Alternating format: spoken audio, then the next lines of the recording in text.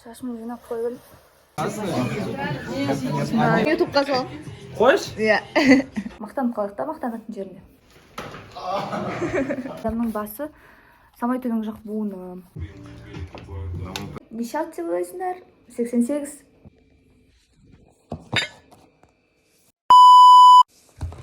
Сәлем достар, қалайсыңдар? Сендерді көрмегелі көп болды. Мен қазір не істеп отыр десеңдер, шай ішіп отыр. Тіпті влог түсірмей жүргенімнің себебі менде сабақтар көп болып кетті. Дәл қазірдің өзінде сессияның уақыты.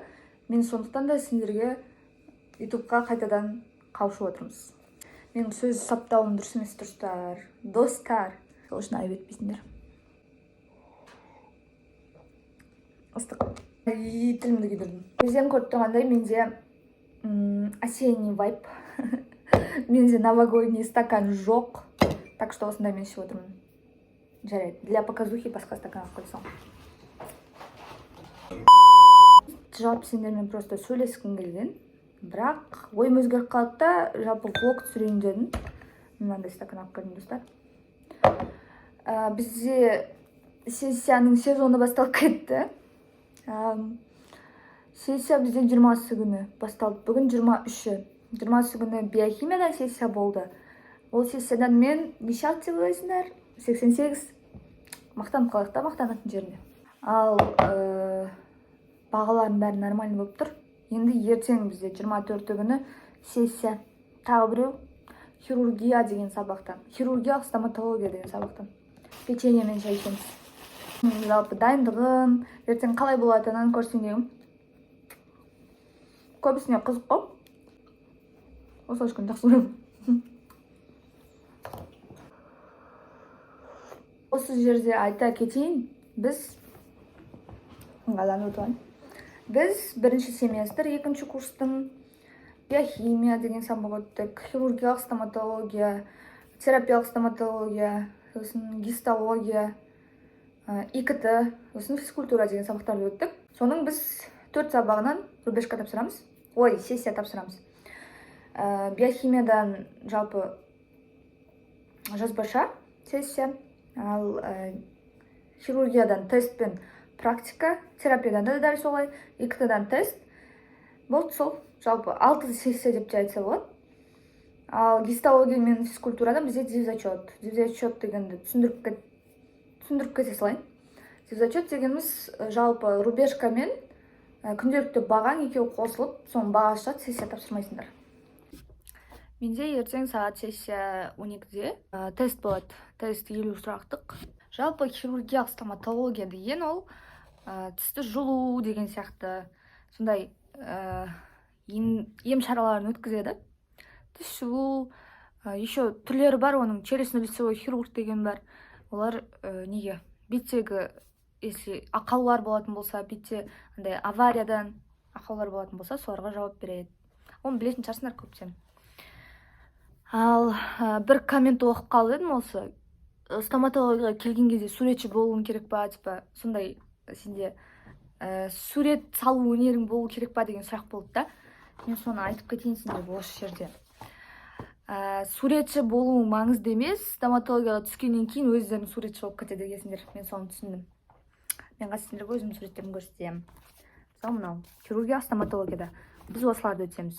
Мынау жоғары жақтағы сүйек. Мынаның бәрін өзім салғам. Көрініп тұр ма? Нерв жүйесі, мынау қанат жастаңдай шұңқыр. Мынау төменгі жақ. Мынаның бәрі өзім конспектім, өзіңе түсінікті қылып. Бізде ағай соны бізден талап етті, сурет салу жалпы. Басқаларда мұғалімдерде сурет салу маңызды емес. Жалпы гистология сабағы болады, сол кезде суреттер саласыңдар сендер. Мынау сынықтар. Жалпы стоматология туралы айтсам қызық па сендерге? Мынау төменгі жақтың сынықтары. Контрфорстары деген сияқты. Мынадай схема түрінде саласыңдар. Бұл артерия, вена, бездер мынадай. Жалпы өзім осылай конспект жазғанды ұнатамын. Ең ұнайтын сурет осы маған. Теріс тұр ғой просто. Адамның басы самай төмен жақ буыны. жалпы осы суретші болу маңызды емес, тағы да айтып кетсем. Бірақ өздерің стоматологқа келіп суретші болып кетеді екенсіңдер. Тістің суреттерін саласыңдар. Көп ондай жүректің, мидың суреті, если анатомияда керек болатын болса. Бірінші курста өтесіңдер ғой. Осындай скетчбук. Өзім осындай блокноттар жинаймын да, бірақ сурет салғанды, типа жазғанды ұнатпаймын да, если керек болатын болса, осылай. Көп осындай блокноттарын жинап қойғам. Керек кезінде қолданамын. Соңғы жағы осындай черновик болып кеткен, қаламмен сызып.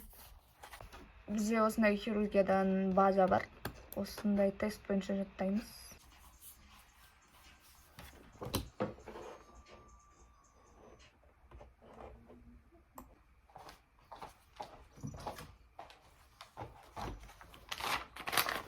Адамдардың нервін шығып осындай. Нерв емес бұл. Жалпы терапияда бос отырған кезде осындай сурет салып саламын. Мынау да менің конспект тапсырым, анатомиядан нервтан бастаған екен. Шайна бұл суреттері.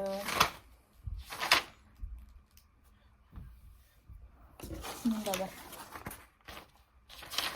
Төмен түсіретін, жоғары көтеретін, мұрын таңдайдың нерві, пет артериясы, хейдея, сыл хейдея. Қадысыдан самай артериясын, құлақ маңы тырнақтар. Құлақ маңы шайнау аймағының төменгі шекарасы табылады, жоғары жақ. Мойын аймағының төменгі жақ сүйек-асты бұрышында орналасқан шекарасы сыртқы мен не арқылы байланысады, сына тәрізді таңдайсыз. Жалпы тестті қарап болған сияқтымын, бірақ таңертең тағы тұрып жаттаймын. Мұнда бір 600 бірдеңе сұрақ бар, әйтеуір өте көп. Таңертең тұрып қайтадан жаттаймын. Бізде сағат 12-де тестіміз. Ол кезде де сендерге көрсетемін, достар. Қазір всем пока. Мен жалпы ұйықтаудың режимін дұрыстап жүрмін. Сағат 10-да ұйықтаймын деп, бірақ қазір сағат 11 болды. И сағат 6-да тұрып таңертеңнен дайындаламыз, достар. Всем пока. Келесі жоқ, таңертеңге дейін кездескенше. Hello guys, еще раз. Бүгін таң атты. Мен сессияға жиналып бара жатырмын. Шашымды жинап қойдым. Шапка киюге ыңғайсыз. Вообще тест-центрға шапкамен шашты жайып кіруге болмайды. Кеттік, достар. Бүгін көрсетіңіз. Маған сәттілік. Кілтімді алдым. Менде осындай секунды не бар? Біреуік. Оңай. Кеттік. Вот и мой образ. Мен де сессия бағынысында образын көрсетілдім.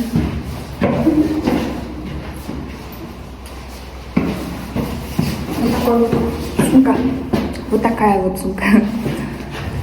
Шапка R, потому что инициально Рахимова. Если вы не знаете, моя фамилия. Вот такая вот история. Спасибо, скажите. Значит, что мы отложим? Кушайте меня. Там. Блин. Лифт синится. Пол же даже ёпта. Мне нужно. Аяқпен сөйлейін дедім. Достар, маған сәттілік тілеңдер сессиядан.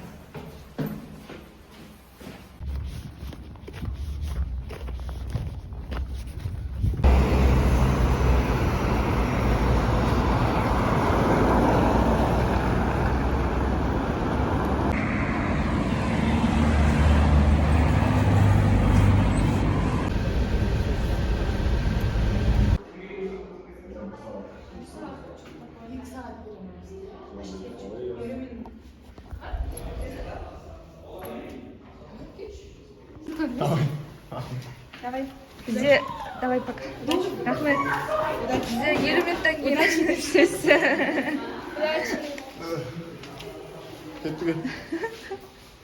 Всегда ты уже мынадай шпорлармен кірейін деп жатыр. Назерке бірдеңе деші влогыма тағы. Қалай не өтіп едік? Хирургия сабағынан тест бойынша жақсы баға алып шыққандар. 60-тан жоғары хотя бы, да? Дина сияқты 80-нен жоғары деймін ба? Сен де говори, 80-нен жоғары, 90-нан жоғары такая. Кейде, ноль бала алып деп тұрсың ғой. Давай, дарын төбелесін деші влогыма, төбелесін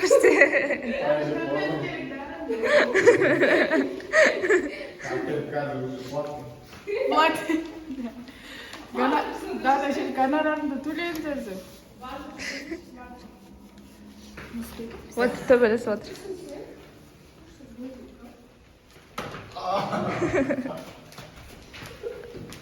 Апам жерде отыр. Ана жатсын жазып бересің. Мада вообще қорқыныш жоқ. Агира, зат жазбадың ба? Что? Где ручка, где ж Адай ватсабыма жазып жатыр да. Айнас қасыңа отырайыншы, өтініш деп жатыр. Ручка берші? Неге сол анау? Ручка. Тым жоқ сумкамда, шын.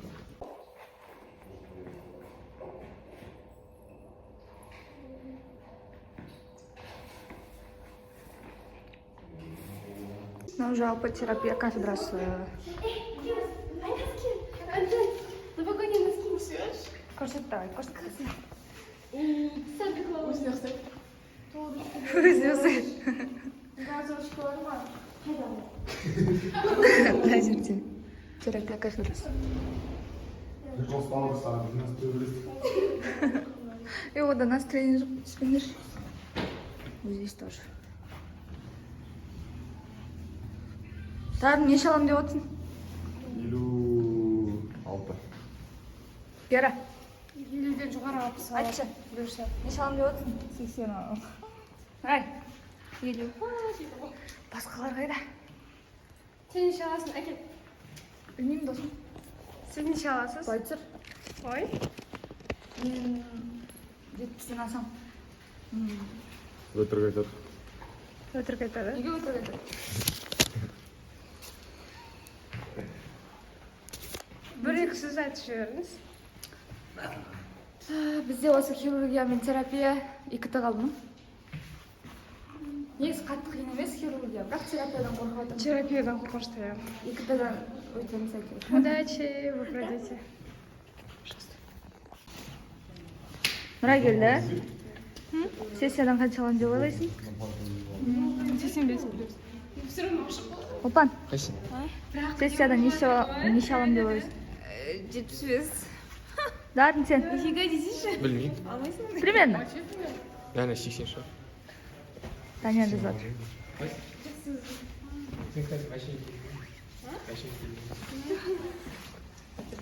Қатып қалдым мен жаңағы. Бір күнде кіріп универге. Тест центрге кетіп бара жатырмыз. Мен қатты қорқып жатқан жоқпын достар.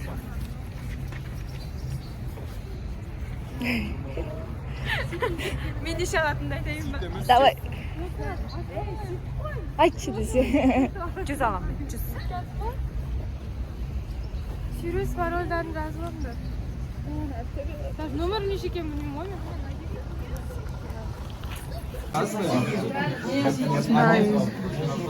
Кипиш болады. Да, Даулет. Волнение, достар. Жазып алыңдар ма сендер?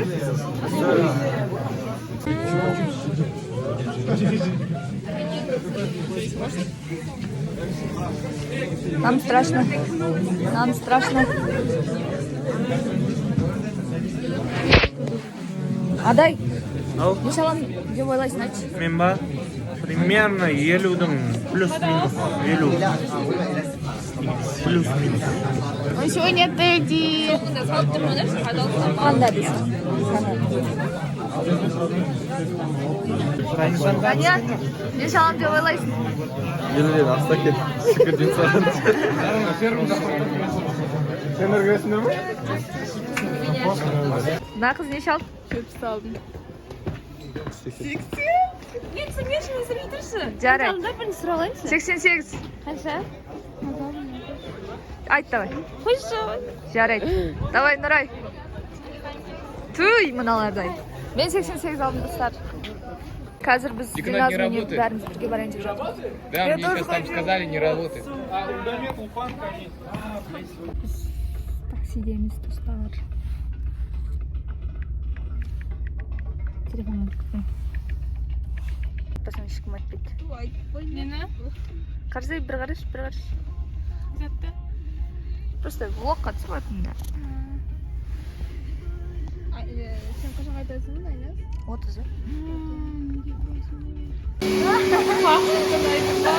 Sıkhadım güzel.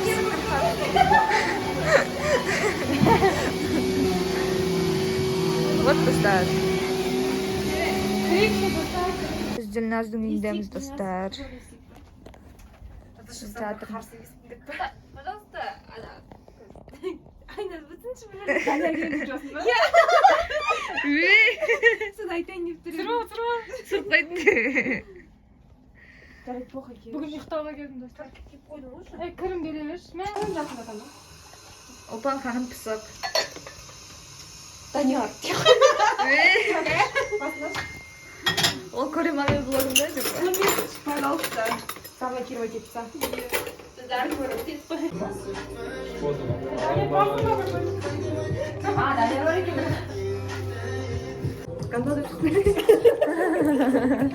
Там на путь. Я только в это сторис не выкладываю. Ben YouTube'ga sal. Хочешь? Ya.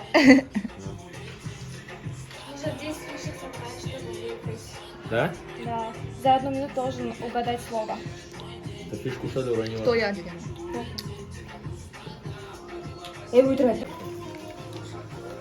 Көтен, кім бастайсың? Давай сен баста. Қыз бала. Қыз. Без разницы. Нет, я жоқ. Бала.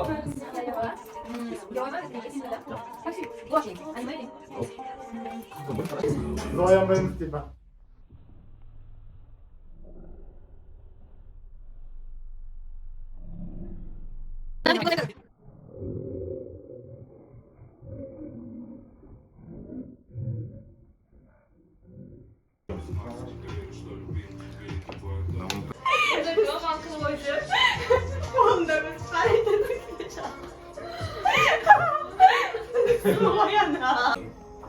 На косточку. Бізде хард болды. Аяқпен соққан жоқсың деді? Босанды алу.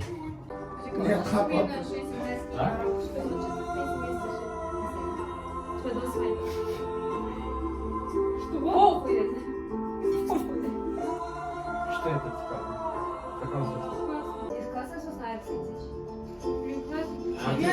правильно, плотина ходит. Райды қалдырып кетейік. Кеттік. Ах, блядь. Біздің кешіміз осымен бітті де. Осымен тамам деп қой.